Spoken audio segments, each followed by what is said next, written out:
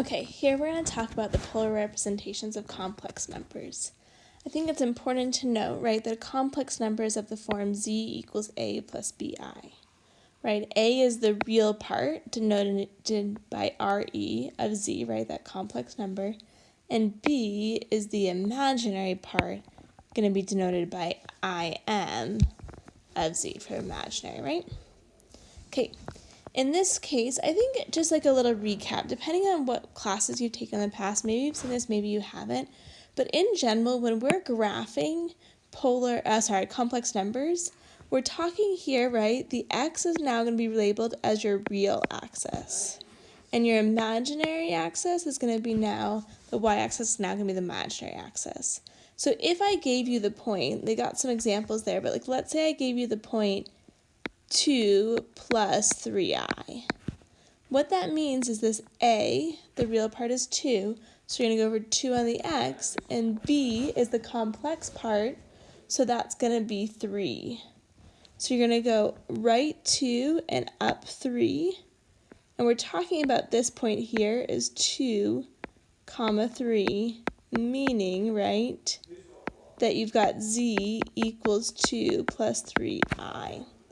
Okay, with that in mind, in this case, we've got how does it relate to a polar plane?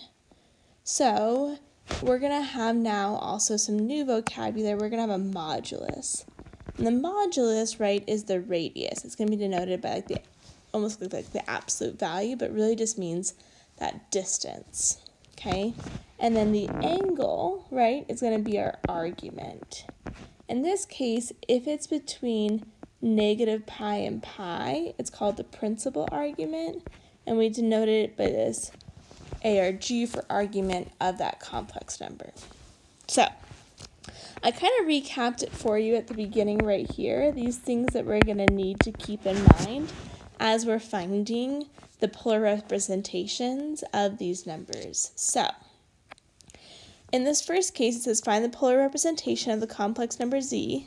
Identify the real part. Remember, we're going to denote that with re of z. The imaginary part, denote that by im of z. And the principal argument, so arg of z. And notice it's a capital A for the principal part. Okay, so in this case, right, the real part is the number that does not have I next to it, right? So in this case, our real part is 3. Our imaginary part is going to be the 4.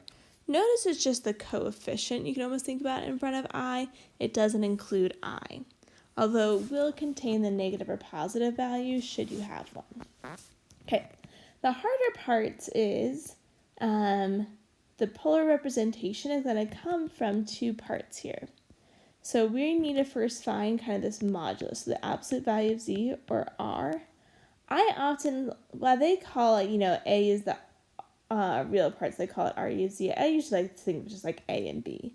So I'm going to say r is equal to the square root of a, which in this case is 3 squared, plus 4 squared. So you get the square root of 25, and that's equal to 5. If it helps you to think about things a little graphically, think about plotting this number. We would have gone right 3 on the real axis, up 4 on the imaginary, right? And we would have had this point here is 3, 4 in the complex plane. So in this case, the modulus, the radius to that point, is 5. The next thing we want is that angle in there, right? If you make that right triangle with a 4 and a 3, what's that angle? So just like we did it in our last section, or I think it's 2 sections ago to find the angle, we're going to do the tangent inverse of the y value, which in this case is the imaginary part, which is 4 over 3. So you can think about that the same as doing like arc tan of 4/3. I mean, those are equivalent. It doesn't matter the way you write it. In this case, 4/3 is not going to arc tan of 4/3. It's not going to give you a nice number, so you just leave it like that. And what you get out there is going to be equivalent to your argument of z. So this is also your argument of z, your arc tan I definitely spelled that extra C there, my bad. Arctan of 4/3.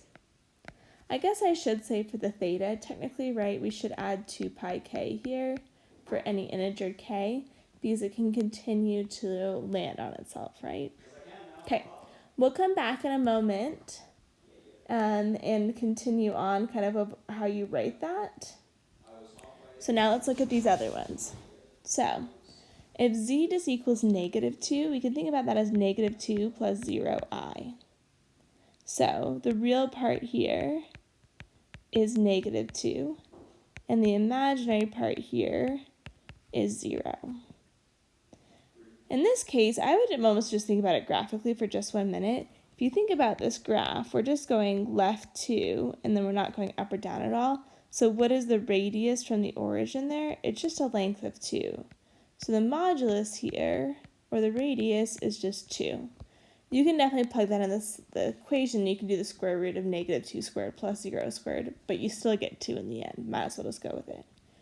The theta here, I could do my arctangent, in this case of 0 divided by 2, but maybe it's easier to look at this picture and just think, okay, well, how far do I have to rotate to land at that point? That's a rotation of pi. And technically, plus any 2 pi k for any integer k would land me at that same spot. So in this case, our argument, if we want just the values between -pi and pi, the argument is just going to be pi. All right. With that in mind, we'll come back once again where we said, like, find the polar representation. I'll talk about that at the very end. So now let's look at 2 more. So z equals 6 pi. You think about that as 0 plus 6i, right? There's no real part, so our real part, in this case, is going to be 0. The imaginary part is going to be 6. And our modulus here, if you might guess, you can think about the same thing. We're just going up 1, 2, 3, 4, 5, 6 on the y-axis, and it's this point at the top, right? So if it's this point, how far is the radius from the center? Well, that has a radius of 6. You could definitely plug it in, though. You'd get the square root of 0 squared plus 6 squared equals 6. And your theta, in this case, the problem is if we try to do your arctangent, you'd have 6 over 0, and we can't divide it by 0. So this one you do have to think about, well, how far did I rotate to get to that point? I rotated pi halves. So that one you do need kind of the picture to look at. Technically that is plus any 2 pi k. And in this case, our argument of z is going to be just pi halves. Okay. Last but not least, I gave you one that's, this should have been minus pi, z equals -square root of 3 over 2 minus 1/2 I. So let's think about the real part, right? Your real part is -square root of 3 over 2, and your imaginary part is -1/2.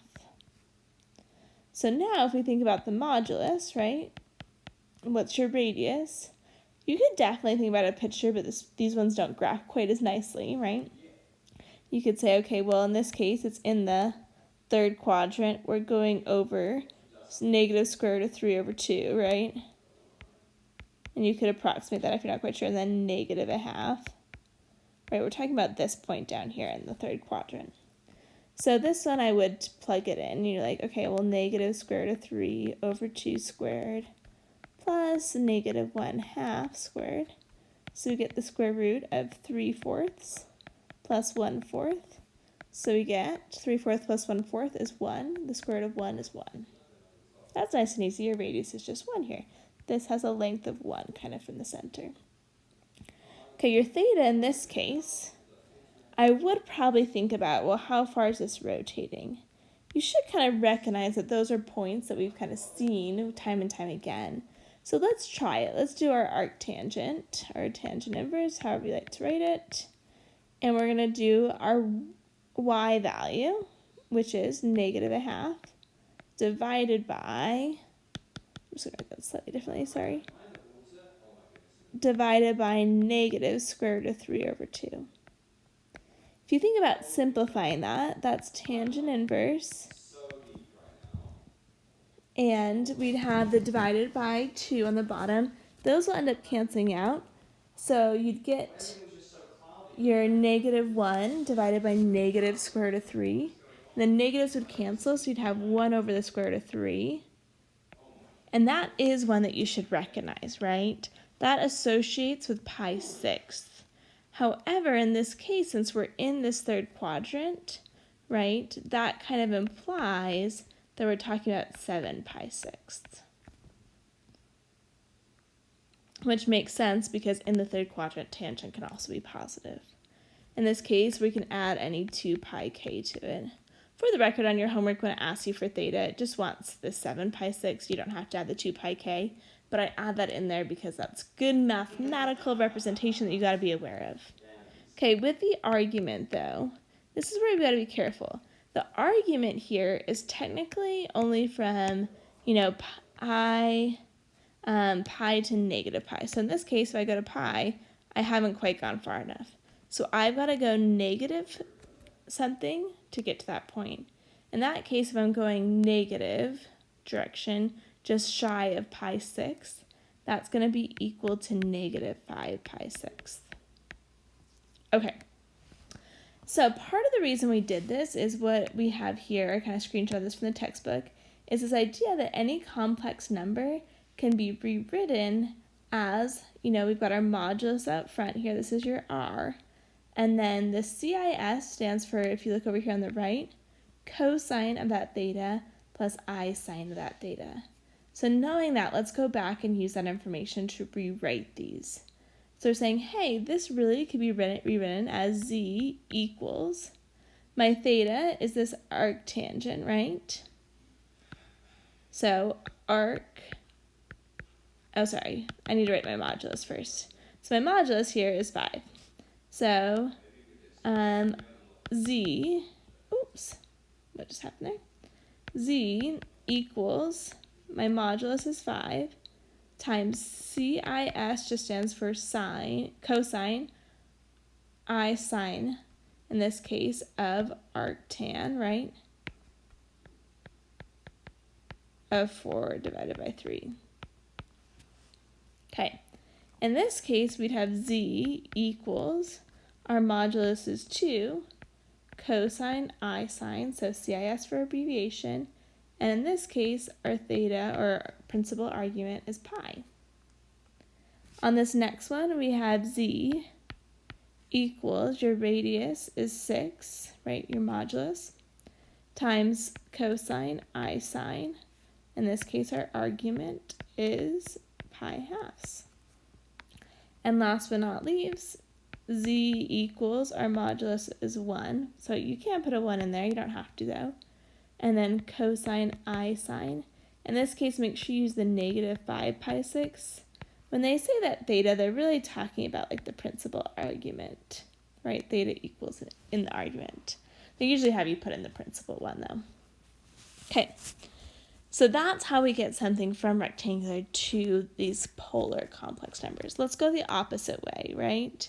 Can we find the rectangular form of these complex polars? So the trick with these ones, as it says here, is it says expand CIS to be cosine theta plus I sine theta, and then evaluate. So on this first one, notice it is 6, and then just be careful here to make sure you use parentheses 6 times cosine of 0 plus I sine of 0.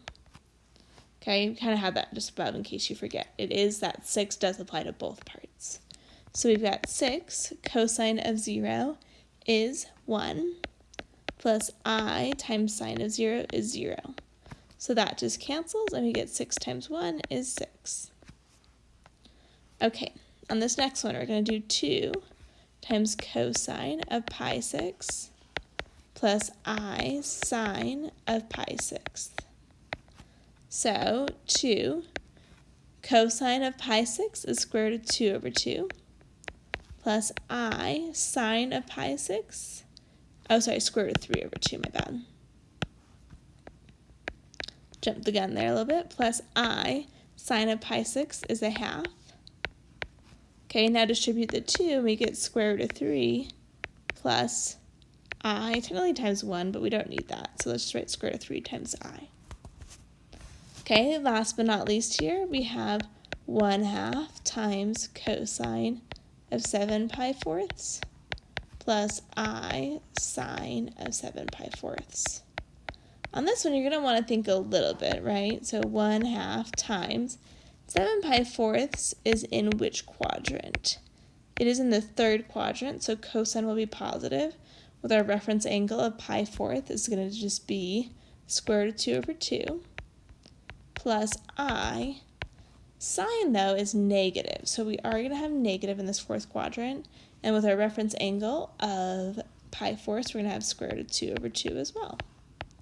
So in this case, if I just times by 1/2, we'll have the square root of 2, and then 2 times 2 on the bottom is over 4.